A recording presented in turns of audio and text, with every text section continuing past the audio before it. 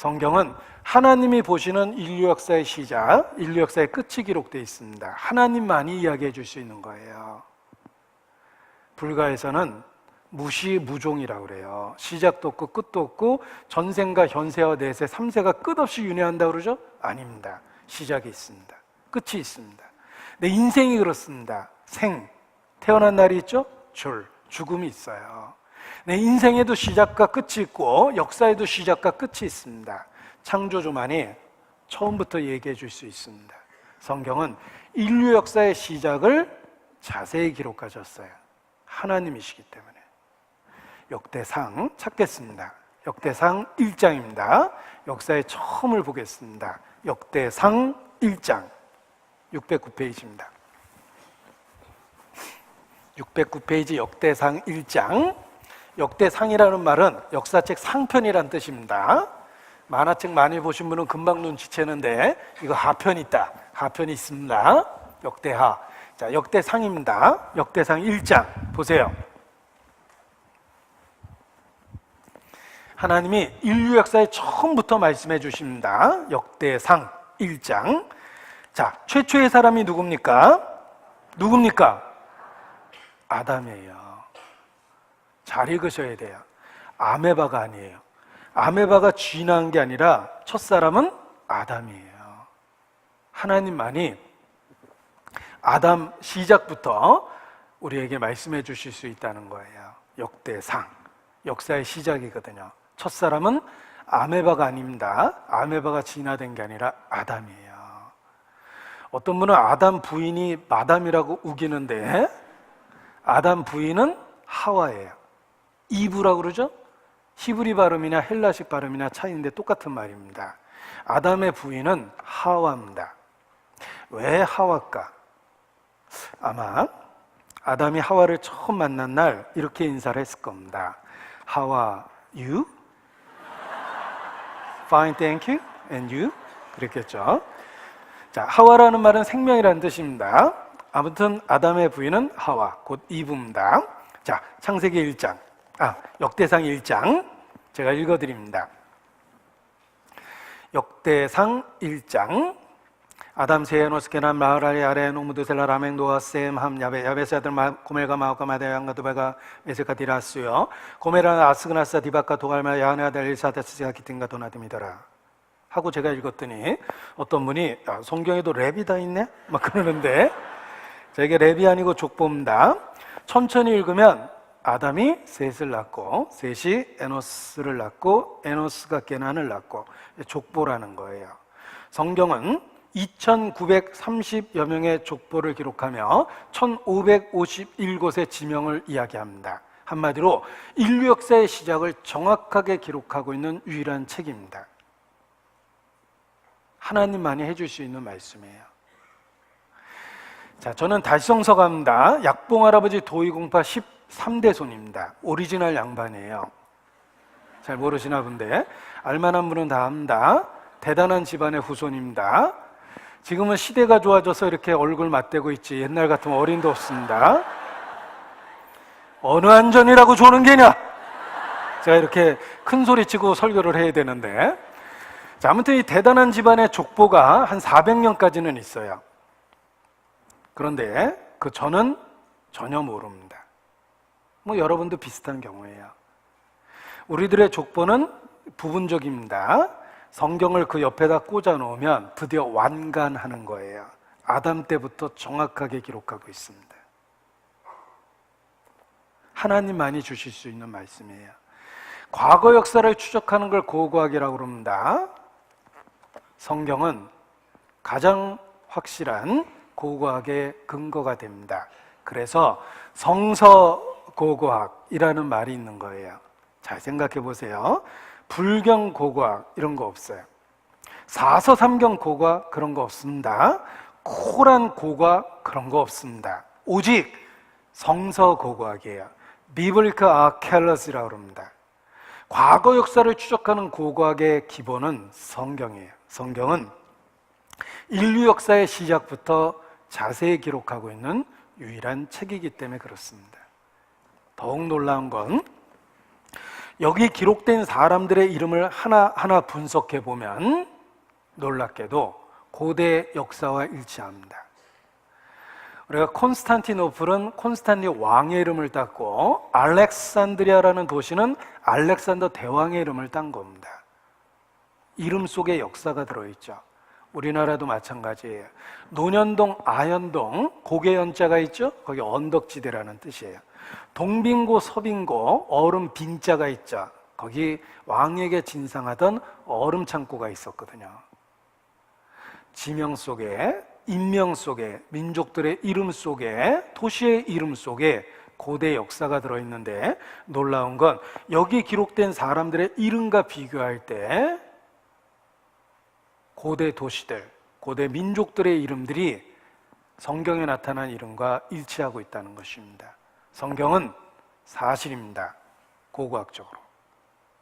넬슨 글룩이라는 저명한 고고학자에 의하면 지금까지 25,000번의 발굴 작업이 있었다고 이야기합니다. 그는 단언합니다.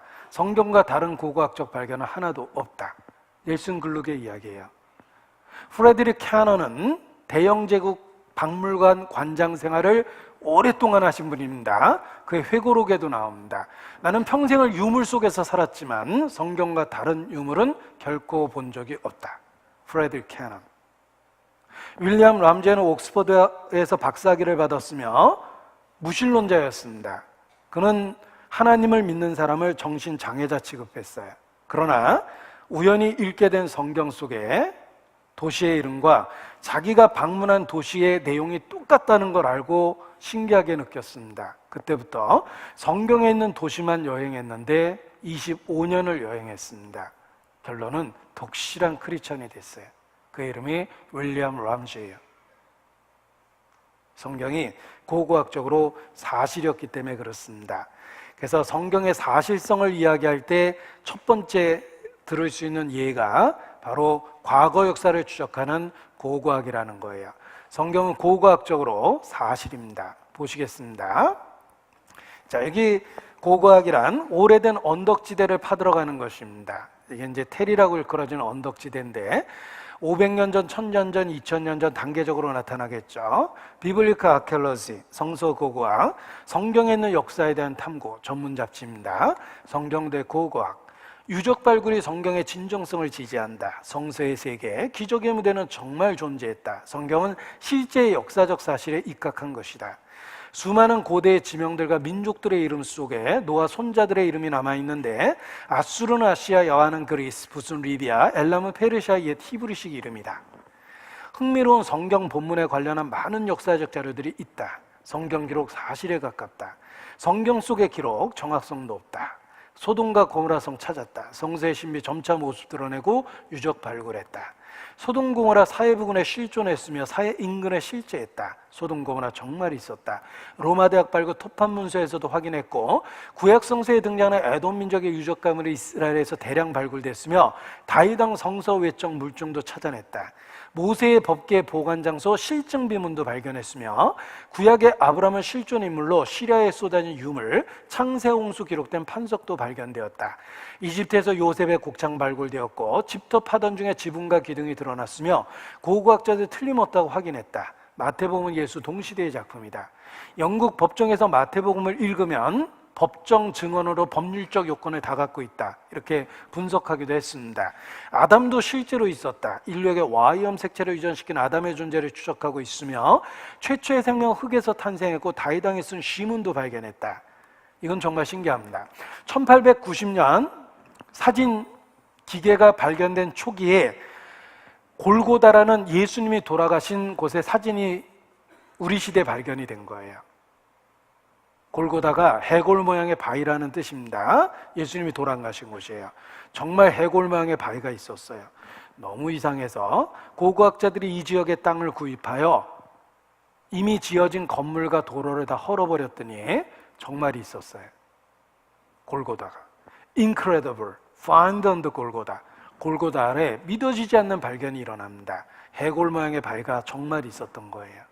지금은 관광지로 공개가 됐습니다. 예수님이 돌아가신 곳이에요. 골고다. 히스기야 왕에 대한 비석이 발견됐는데 열왕기하 20장 20절에 보면 히스기야가 수로 만들었답니다. 당시 기술로 해발 700m나 되는 높은 곳에 어떻게 수로를 만들었을까? 위치가 있길래 파봤습니다. 정말 있었어요. 지금은 입구와 출구가 관광지로 공개가 되었으며 설계도까지 공개됐어요. 정말 있었습니다. 1970년대 발굴된 고대 예루살렘의 성벽은 성경의 기록과 일치한다. 본디오 빌라도 총독이라는 비석도 발견됐어요. 이게 본디오 빌라도에 대한 비석인데 당시에는 행정장관이 다스렸음에도 불구하고 빌라도만 총독이랍니다. 정말 총독이었어요. 성경 속의 여리고성 최후는 사실이다. 갑자기 무너진 여리고성을 찾아냈습니다. 이것이 여리고성입니다. The Walls of Jericho, 여리고의 벽들이 발견됐는데 Archaeology Conference, 고고학이 확인했다. 갑자기 무너진 여리고성들을 찾아낸 거예요. 성경 속의 시바 여왕은 실존 인물이다. 한마디로 성경은 고고학적으로 사실입니다. 보세요.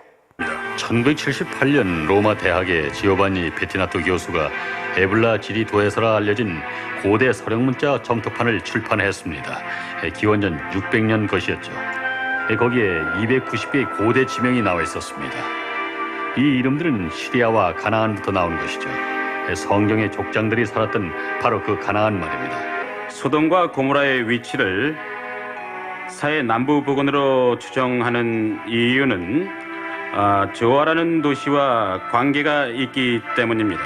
소돔과 고모라가 파괴된 후에 롯과 그의 딸들이 도망친 곳이 바로 조아입니다. 몇 년 전 비잔틴 교회에서 발굴된 마다바라는 모자이크 지도에 따르면 조아는 지금의 요르단에 위치한 사해 남동 지역에 고고학자들에 의해 사해를 따라 위치한 이 5개의 유적지 중 3개는 발굴됐습니다. 이 유적지들은 갑작스럽게 종말을 맞이했죠. 표면에 재가 한층 덮여 있어 불에 타서 멸망했다는 것을 알 수 있습니다. 우리는 여리고성이 지진에 의해 무너진 것이라는 과학적 증거가 많이 있습니다. 바로 성경에 쓰여진 것처럼 말입니다. 한마디로 성경은 고고학적으로 사실입니다. 자, 이 성경의 사실성을 믿어서 우리 시대 최고의 부자가 된 사람이 록펠러입니다. 록펠러가 성경 창세기 14장을 읽다가 전쟁에 대한 이야기를 읽었습니다. 군대가 도망가다가 역청구덩이에 빠졌다는 구절을 읽었는데, 역청구덩이는 유전지대에 휘발성 있는 것이 날아갔을 때 찌꺼기가 남은 것이 역청이에요. 얼마나 석유가 많이 나왔으면 군대가 빠질 정도의 역청구덩이가 있었습니다. 중동에 석유가 난다. 스탠다드 오일 컴퍼니 석유회사를 중동에 진출시켰는데 사람들은 미쳤다고 그랬습니다. 왜냐하면 유기물질인 석유가 사막에서 나올 리가 없다라고 생각했습니다. 록펠러는 성경을 믿고 스탠다드 석유회사를 진출시켰는데 진짜 석유가 나왔어요. 20세기 최고의 석유 재벌이 되었습니다. 그가 록펠러예요. 이 이야기는 스탠다드 석유회사에 널리 알려져 있었기 때문에 모든 직원들이 성경을 읽었답니다. 회장님도 이거 읽다가 부자 됐대, 이래가지고. 그러다가 한 직원이 출애굽기 2장 3절을 보게 됩니다. 모세 어머니가 어린 모세를 갈대상자에 넣어서 날강에 띄우는데 물이 들어오니까 애가 죽게 생겼죠? 역청을 바릅니다. 방수거든요. 모세 어머니는 노예였습니다. 노예였던 모세 어머니가 역청을 쉽게 구했다는 말은 주변에 석유가 났다는 뜻이에요. 회사 제한제도를 통해서 제출합니다. 회사는 그 다음날 찰스 피투스쿠스라는 지질학자를 현장에 파견했습니다. 며칠 있다 전화가 왔는데 그 지역에서 엄청난 대규모 유전지대를 발견했습니다. 자, 여러분도 또 다른 구절이 있는지 찾아보시기 바랍니다. 우리가 언제까지 이렇게 살 수는 없잖아요. 응? 우리도 한번 잘 살아봐야지. 성경의 사실성을 믿어서 축복받은 사람들의 이야기예요. 성경은 사실입니다. 역대상 1장 19절입니다. 보세요. 1장 19절. 에벨은 두 아들을 낳아 하나의 이름을 벨렉이라 하였으니 이는 그때의 땅이 나뉘었으며 그 아우의 이름은 욕단이며. 자, 이 벨렉이라는 말이 영어로 divide, 나뉘어진다는 뜻입니다. 왜 이름을 벨렉이라고 지었냐면 그때 땅이 나뉘어졌답니다. 창세기 1장에 보면 천하의 물을 한 곳으로 모아 바다라 칭하시고 드러난 육지를 땅이라 칭하실 때 이게 단수예요. 그런데 벨렉이 태어나던 시대에 땅이 나뉘어졌답니다. 원래 한 덩어리였던 땅이 벨렉, 그가 태어나던 시절에 나뉘어졌대요. 지금 5대양 6대주죠. 그런데 우리 시대 과학자들이 그것이 사실이라는 걸 알아냅니다. 이거 KBS 뉴스 자료화면인데 아시죠? 우리가 살고 있는 지구가 원래는 이렇게 생겼다는 거예요. 그런데 벨렉이 태어나던 시대에 갈라져서 이와 같은 모양이 된 겁니다. 컴퓨터 그래픽으로 맞춰보면 우리가 살고 있는 땅덩어리는 놀라울 정도로 하나로 딱 들어맞습니다. 벨렉, 그가 태어나던 시대에 나뉘어진 거예요. 이게 인도 대륙입니다. 아시아 대륙하고 만나서 붙어버리죠. 이 아시아 대륙하고 만나서 붙어져서 여기에 히말라야 산맥이 형성하게 된 겁니다. 이렇게 인도 대륙이 떠다니다가 아시아 대륙하고 만납니다. 만나서 부딪히죠? 쿵. 부딪힌 부분이 높이 솟아납니다. 히말라야 산맥이 됐어요.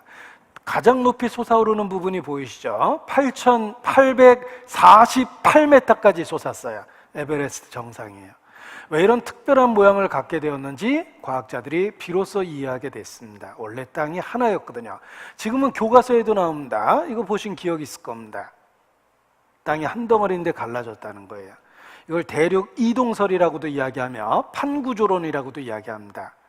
수치로풀이 목욕탕 위에서 둥둥 떠다니듯이 지판이 떠다니고 있다는 뜻인데 우리가 살고 있는 땅덩어리가 떠다니고 있습니다. 한 덩어리였다는 거예요. 땅이 움직인다. 이거 모양을 보면 갖다 끼면 꼭 들어맞을 것처럼 보이죠. 벨렉이 살던 시대에 세상이 나뉘어졌는데 주께서 땅을 진동시키자 갈라지게 했다라고 기록하고 있습니다. 오려서 붙여볼까요? 딱 들어맞아요. 시루떡을 좌우를 자르면 모양이 똑같듯이 한 덩어리 땅이 갈라진 게 맞다는 거예요. 그래서 해안선의 수심의 차이만 고려해 보면 원래 한 덩어리였던 게 맞습니다. 보십시오. 따라서 지진이 왜 일어나는지 알게 됐어요. 지진이 일어나는 걸 점으로 찍어 놓고 보니까 지판의 경계선이었어요. 땅이 떠다니고 있다는 거예요. 하나님 많이 하실 수 있는 말씀입니다. 땅이 한 덩어리인데 갈라진 거예요. 이런 말씀은 하나님만 하실 수 있는 말씀이에요.